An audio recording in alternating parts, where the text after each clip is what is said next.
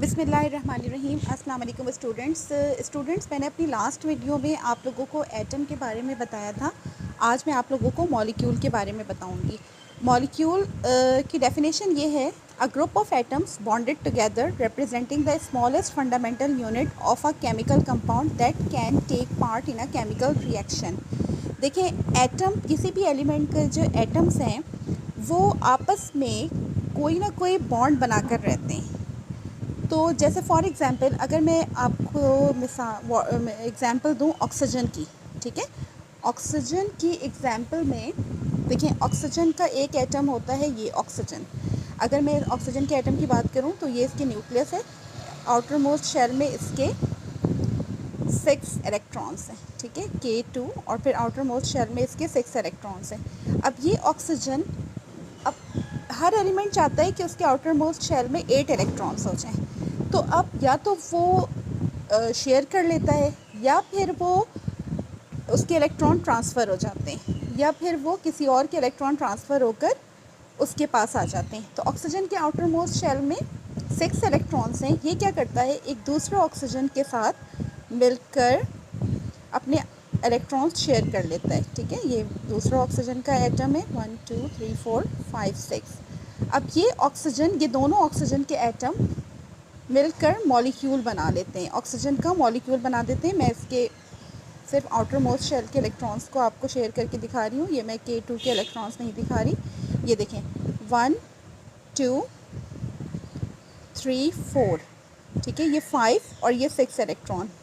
फिर इस ऑक्सीजन के भी 1 2 3 4 और इसका भी 5 और ये 6 इलेक्ट्रॉन।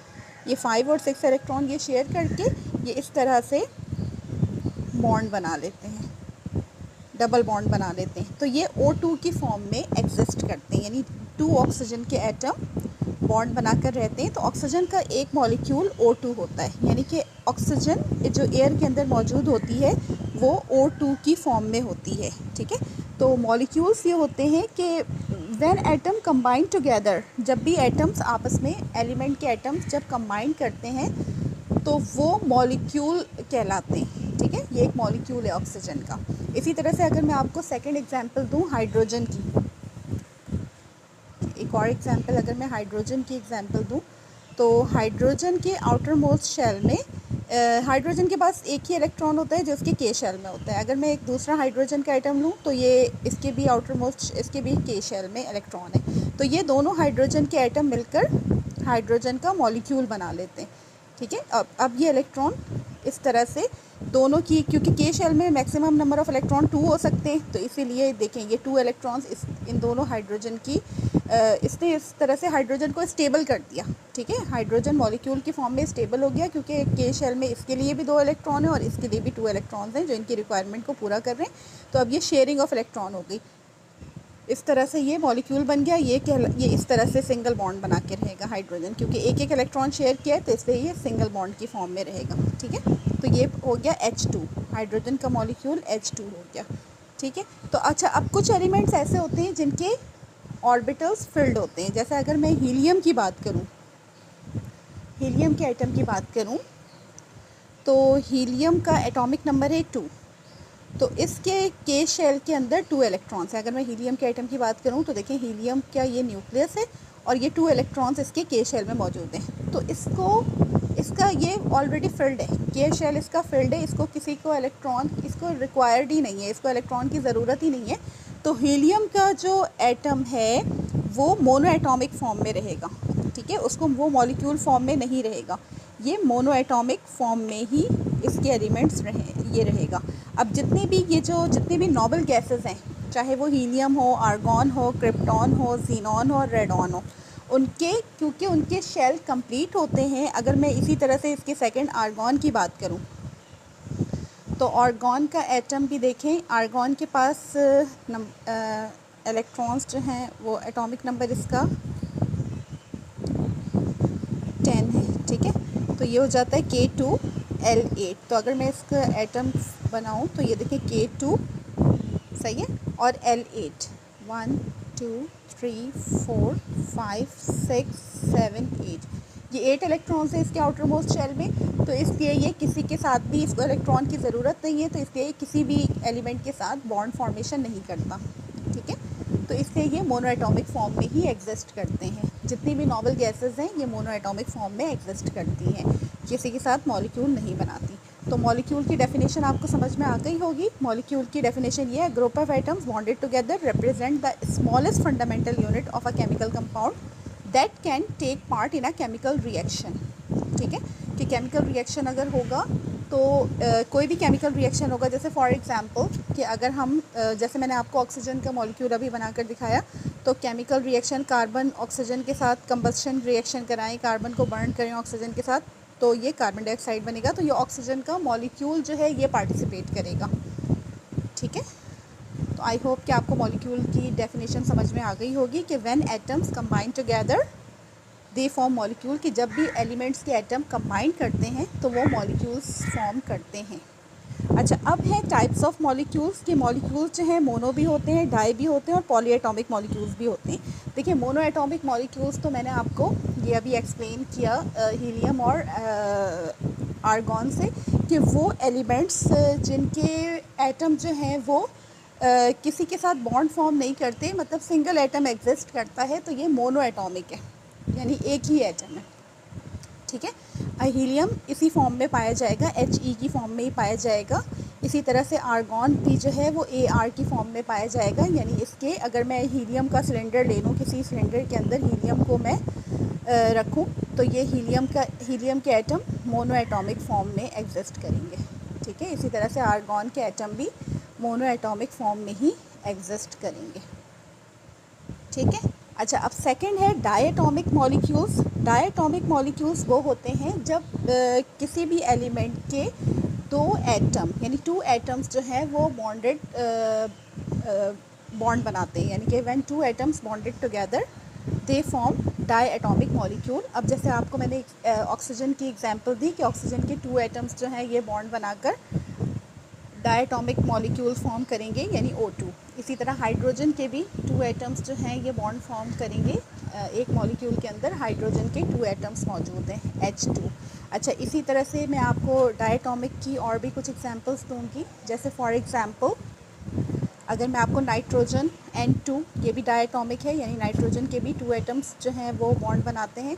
नाइट्रोजन की अगर मैं एग्जांपल दूँ तो नाइट्रोजन के आउटर मोस्ट शेल में 5 इलेक्ट्रॉन्स होते हैं, सही है, 1 2 3 4 और ये 5, सही है। अब ये दूसरा नाइट्रोजन का एटम है, ये इसका न्यूक्लियस है, इसके अंदर इसके पास भी 5 इलेक्ट्रॉन्स हैं आउटर मोस्ट शेल में, यानी टोटल नाइट्रोजन के पास 7 इलेक्ट्रॉन्स होते हैं।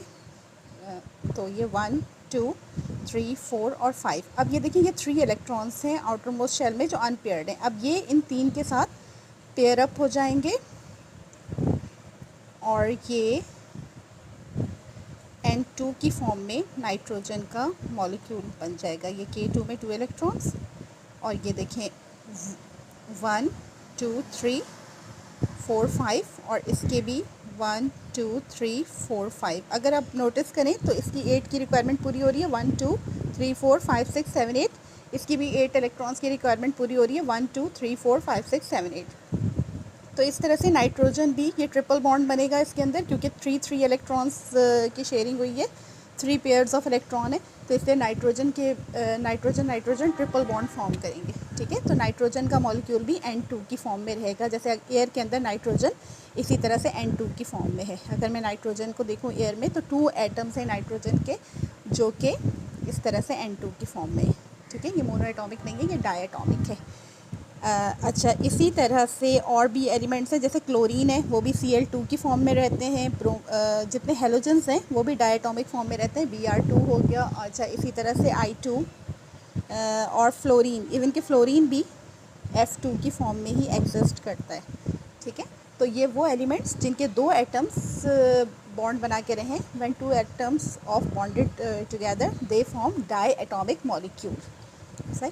अच्छा, अब कुछ एलिमेंट्स ऐसे होते हैं जो 2 से ज़्यादा एटम जो है वो उनके बॉन्ड बनाते हैं, वो कहलाते हैं पॉली एटॉमिक, ठीक है।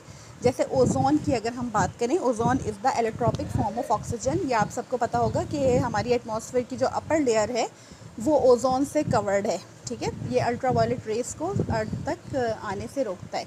तो इसके अंदर देखिए ऑक्सीजन के ये 3 एटम्स जो हैं इन्होंने मिलकर बॉन्ड बनाया हुआ है, ठीक है। तो ये कहलाएंगे ट्राइएटॉमिक। ओजोन O3 की फॉर्म में एग्जिस्ट करता है, ठीक है। तो ये ट्राइएटॉमिक फॉर्म है। अगर मैं आपको इस तरह से समझाऊं कि ये देखिए ऑक्सीजन के अंदर कितने इलेक्ट्रॉन है, 6 इलेक्ट्रॉन्स होते हैं इसके आउटर मोस्ट शेल में, यानी 1 2 3 4, ठीक है, 5, ठीक है, 5 6। अच्छा, ये दूसरा ऑक्सीजन है, ये भी 6 इलेक्ट्रॉन लेकर है, 1 2 3 4 5 6। तो ये डबल बॉन्ड फॉर्म कर लेगा, ठीक है। देखिए 1 2 3 4 5 6 7 8 की रिक्वायरमेंट पूरी हो रही है। अच्छा, अब ये एक थर्ड, अब ये ऑक्सीजन जो है ना ये ऑलरेडी 2 बॉन्ड बना चुका है। अब अगर एक और ऑक्सीजन का एटम होगा तो इसके भी 6 इलेक्ट्रॉन है, 1 2 3 4, ठीक है, 5 और 6। तो ये एटम ये इसके साथ तो बॉन्ड बना देगा, ये वाला इलेक्ट्रॉन जो है ये इस ऑक्सीजन के पास चला जाएगा, ठीक है। तो ये इस तरह से इसके पास देखिए ये इस तरह से नेगेटिव आ जाएगा, ये इलेक्ट्रॉन जो है ना ये इसके पास आ जाएगा, तो इस पर एक नेगेटिव चार्ज आ जाएगा और इसका एक ऑक्सीजन ये कम हो जाएगा तो इसके ऊपर एक पॉजिटिव चार्ज आ जाएगा इस ऑक्सीजन के ऊपर, ठीक है। तो इस तरह से ओजोन का जो है वो ट्राइएटॉमिक फॉर्म में एग्जिस्ट करता है। अच्छा, अब फिर नेक्स्ट है आपके लिए, यानी अगर मैं अपर लेयर ऑफ एटमॉस्फेयर देखूं तो वो O3 होगी, ठीक है, ऑक्सीजन O3 की फॉर्म में है। फिर है पॉलीएटॉमिक में P4 यानी फॉस्फोरस, ठीक है, ये टेट्राएटॉमिक मॉलिक्यूल है। ये ट्राइएटॉमिक है क्योंकि 3 एटम है, ठीक है। तो इसको हम पॉलीएटॉमिक और फिर ट्राइएटॉमिक भी कह सकते हैं। ओजोन को हम ट्राइएटॉमिक क्योंकि 3 एटम्स जो हैं they combine together to form a molecule. अच्छा, फॉस्फोरस जो है ये टेट्राएटॉमिक है क्योंकि इसके अंदर 4 एटम्स ने कंबाइन किया हुआ है फॉस्फोरस के, तो इसलिए ये टेट्रा एटॉमिक है। देखिए फॉस्फोरस के 4 एटम इस तरह से P1 2 3। इस P को अगर आप देखें तो इसने भी 3 बॉन्ड बनाए हुए, 1 2 3। इस P के भी 1 2 3 बॉन्ड्स हैं और इस P के भी 1 2 3 बॉन्ड्स हैं। फॉस्फोरस की भी आउटर मोस्ट शेल में 5 इलेक्ट्रॉन्स होते हैं, ठीक है। तो इसको भी 3 इलेक्ट्रॉन्स इसके अनपेयर्ड होते हैं। तो इस तरह ये अपने दूसरे फॉस्फोरस के एटम के साथ इस तरह से मॉलिक्यूलर फॉर्म में रहता है। फिर अगर मैं सल्फ़र की बात करूं तो सल्फ़र S8 है, ठीक है, इसको कहते हैं ऑक्टाएटॉमिक भी आप कह सकते हैं, ठीक है, यानी ये पॉलीएटॉमिक की ऑक्टाएटॉमिक फॉर्म है। इसके अंदर 8 सल्फ़र के मॉलिक्यूल्स, ठीक है, S8 यानी 8 सल्फ़र के मॉलिक्यूल्स इस तरह से बॉन्ड बना के रहते हैं। सल्फ़र के आउटर मोस्ट शेल में भी 6 इलेक्ट्रॉन्स होते हैं, तो इसके 2 इलेक्ट्रॉन्स अनपेयर्ड होते हैं। तो ये सल्फ़र एक इलेक्ट्रॉन इसका और एक इसका ये बॉन्ड बना के रहता है और ये एक इसका, ठीक है। तो ये इस सल्फ़र के 2 बॉन्ड बन गए, इस तरह इस सल्फ़र के भी 2 बॉन्ड बन गए। हर सल्फ़र 2 बॉन्ड बनाकर इस तरह से एग्जिस्ट करता है, ठीक है। तो ये हो गया सल्फ़र का पॉलीएटॉमिक मॉलिक्यूल, ठीक है। आई होप कि आपको ये वीडियो पसंद आई होगी। अब आप स्टूडेंट्स इसको देखें, बुक में आपके ये मेंशन है यहाँ पर, आप चाहें तो इसकी डेफिनेशन यहाँ से याद कर सकते हैं मॉलिक्यूल्स की, ठीक है। A molecule is the smallest particle in a chemical element और कंपाउंड। मॉलिक्यूल एक स्मॉलेस्ट पार्टिकल होता है किसी भी एलिमेंट या कंपाउंड का, that has the chemical properties of that elements और कंपाउंड, जिसके अंदर उस एलिमेंट या उस कंपाउंड की केमिकल प्रॉपर्टी होती है, ठीक है। यानी जो केमिकल प्रॉपर्टी होगी वो उसी एलिमेंट की होगी। जैसे O2 है तो उसके अंदर ऑक्सीजन की ही केमिकल प्रॉपर्टी होगी। अच्छा, अब molecules are made up of atoms that are held together by chemical bond. अब मॉलिक्यूल्स जो हैं वो एटम के साथ जो बाउंड होते हैं वो एक केमिकल बॉन्ड्स के ज़रिए होते हैं, यानी कि इन दोनों के बिटवीन कोई केमिकल बॉन्ड बना हुआ होता है, ठीक है। जैसे अगर मैं आपको कोई भी एग्जांपल दूं, जैसे O3 की एग्जांपल है, तो ये केमिकल बॉन्ड फॉर्म हुआ है इनके दरमियान। अच्छा, फिर ये कह रहे हैं these bonds form as a result of the sharing और एक्सचेंजिंग ऑफ इलेक्ट्रॉन्स। अच्छा, ये बॉन्ड जो फॉर्म होता है या तो ये शेयरिंग से होता है या इलेक्ट्रॉन्स की एक्सचेंज से होता है, यानी एक एटम से बॉन्ड जो है वो दूसरे एटम के अंदर ट्रांसफ़र हो जाता है। ये अभी हम नेक्स्ट अभी चैप्टर्स आएंगे उसमें इसकी डिटेल पढ़ेंगे। Molecules are mono, di and polyatomic molecules, ठीक है। तो मॉलिक्यूल्स या तो मोनो भी हो सकते हैं, जैसे जितने भी नोबल गैसेस हैं ये मोनो एटॉमिक फॉर्म में होते हैं, एक ही एटम इनका जो है वो अकेले ही एग्जिस्ट करता है क्योंकि इनके आउटर मोस्ट शेल कंप्लीट होते हैं। फिर डायटॉमिक मॉलिक्यूल्स होते हैं वो जब दो एटम्स किसी भी एलिमेंट के टू एटम्स जो हैं वो बॉन्ड बना के रहते हैं तो वो डायटॉमिक कहलाते हैं। और पॉली एटॉमिक वो होते हैं जो दो से ज़्यादा एटम्स जब कंबाइन करें तो पॉली एटॉमिक जो है वो मॉलिक्यूल्स बनाते हैं। जैसे O3, इसमें देखिए 3 ऑक्सीजन के एटम्स जो हैं उन्होंने बॉन्ड बनाया हुआ है, तो ये ट्राई एटॉमिक भी आप इनको कह सकते हैं। पॉली एटॉमिक की जो सब फॉर्म है ये ट्राई एटॉमिक है। इसी तरह से फॉस्फोरस P4 है यानी टेट्रा एटॉमिक, और सल्फ़र S8 यानी ऑक्टा एटॉमिक। 8 एटम सल्फ़र के जो हैं वो they are held together to form polyatomic molecule. Right students, I hope कि आपको ये वीडियो पसंद आई होगी। अब आप इसको अच्छी तरह से समझ के याद भी कर लें। Thank you very much. अल्लाह हाफ़िज़।